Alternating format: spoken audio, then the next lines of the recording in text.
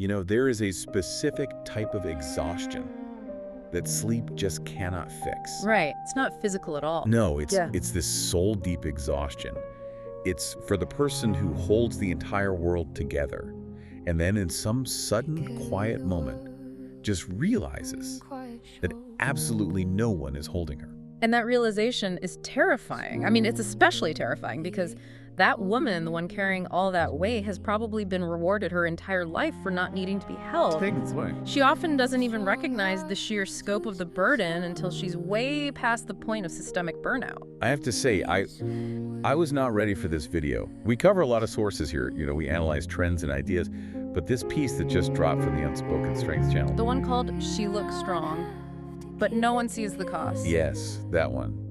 It didn't just play on my screen. It felt like it was reading my diary and then, like, immediately handed me the exact diagnosis I didn't even know I needed. It speaks with such startling clarity. It's talking directly to this massive demographic, largely high-achieving women, who've been conditioned to believe that their fundamental value is tied only to their endless capability and output. It's an immediate, urgent message because it finally validates a feeling that so many people just assume is a personal moral failing. Okay, let's unpack this. Because the way the video sets up the tension is, it's just masterful. It doesn't start with a scream or anything dramatic. No, it's quiet. It starts visually. And as someone who watches media for a living, I really appreciate the deliberate hook. You see this misleading stillness, this curated calm. Right. The visuals show someone moving through the world with what looks like pure grace and control.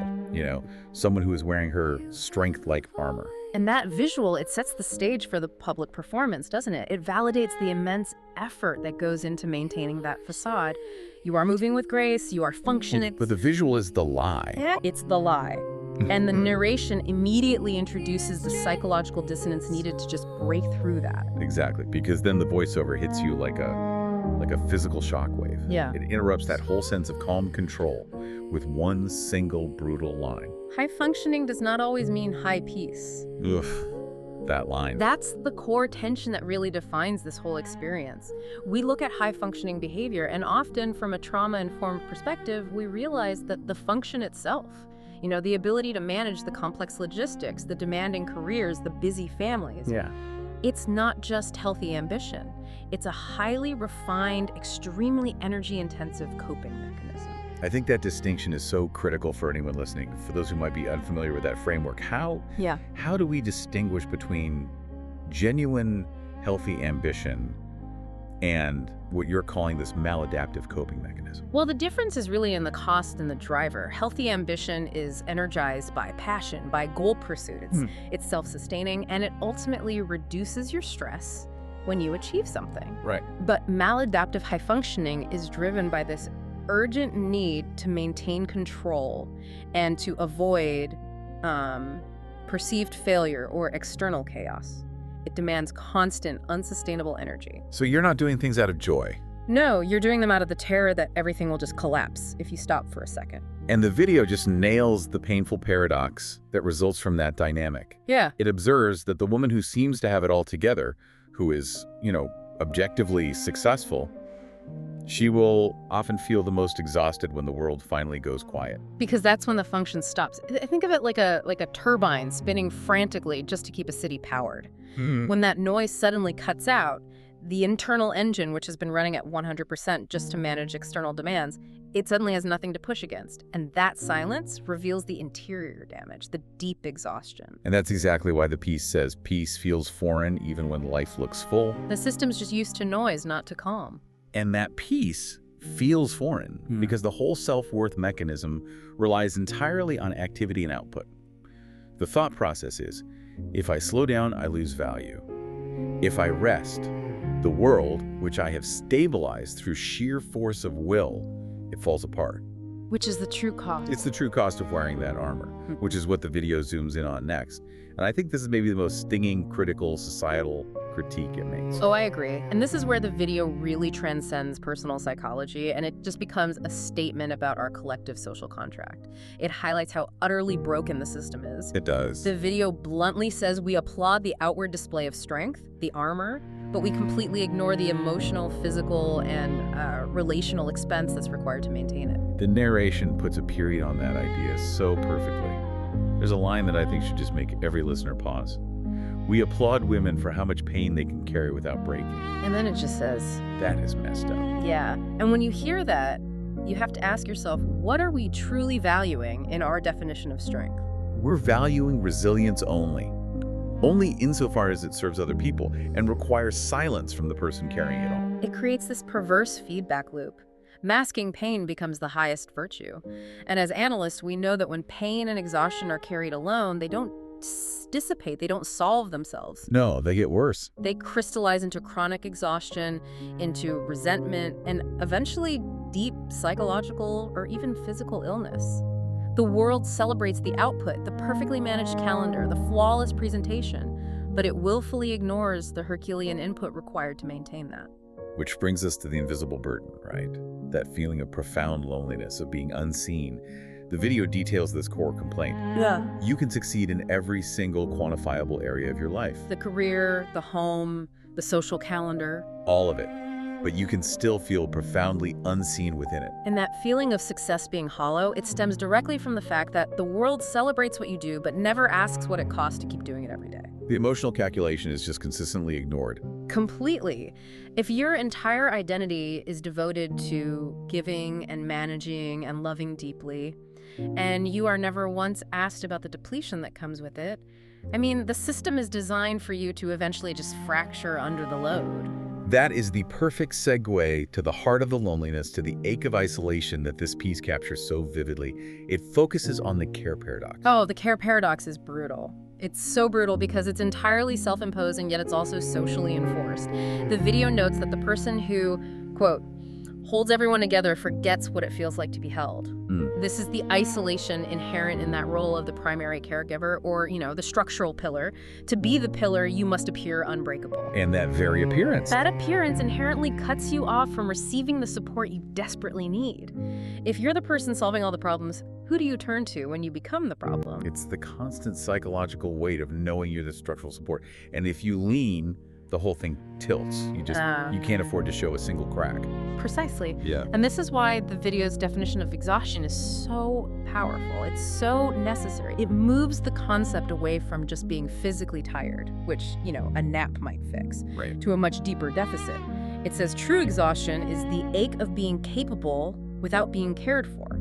That definition it immediately distinguishes this from mere fatigue.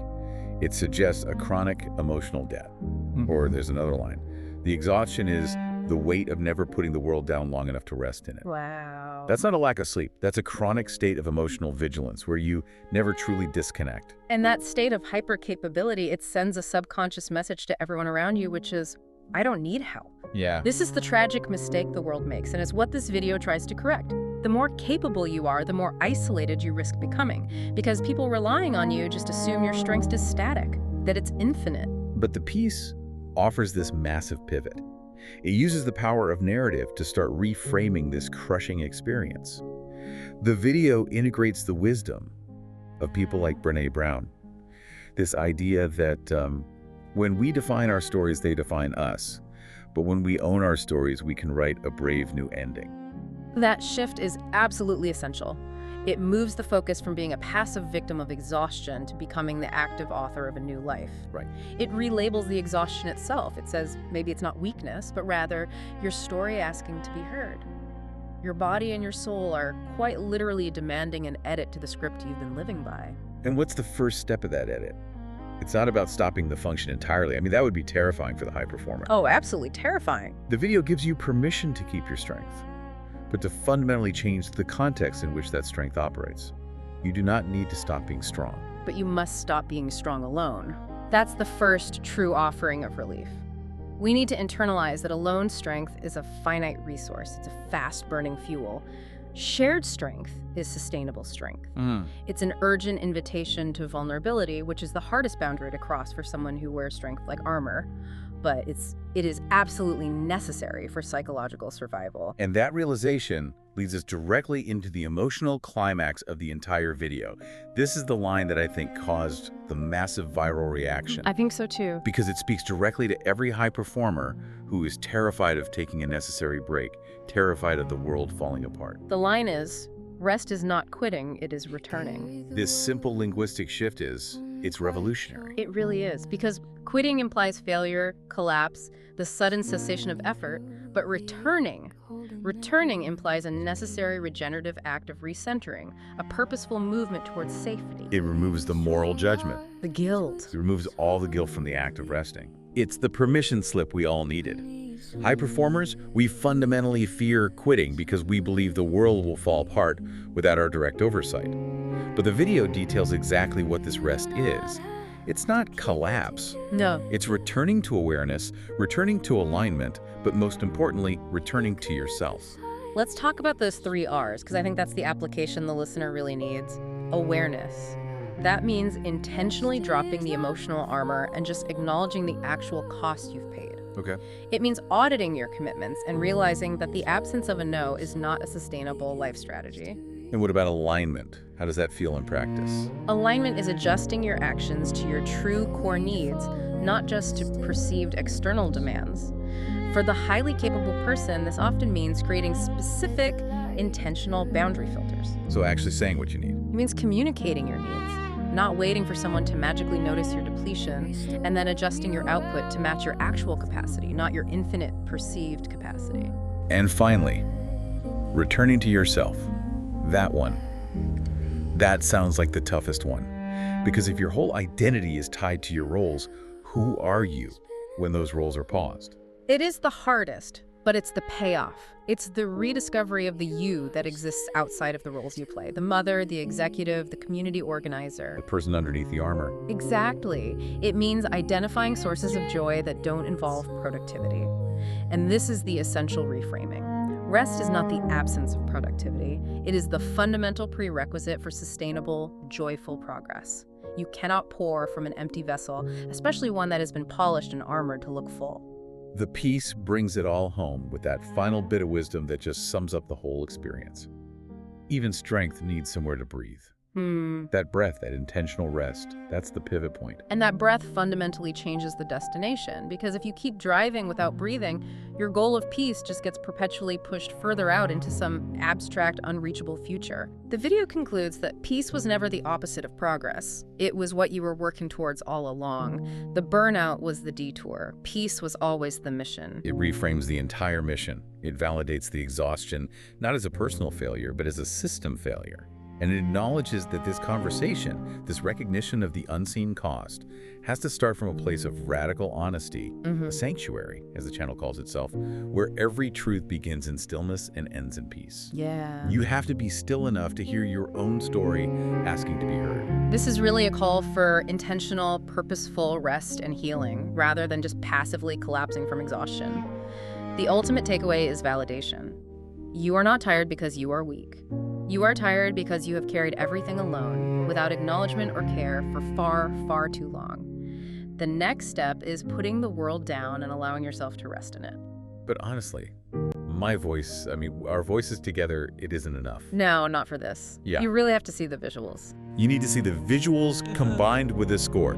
Go to The Unspoken Strength on YouTube right now. The link is in the description. Seriously, do not just listen to us talk about it. Go watch the full story. It's a masterpiece. And as you reflect on this piece, maybe share it with someone who you know has been holding everything together in silence.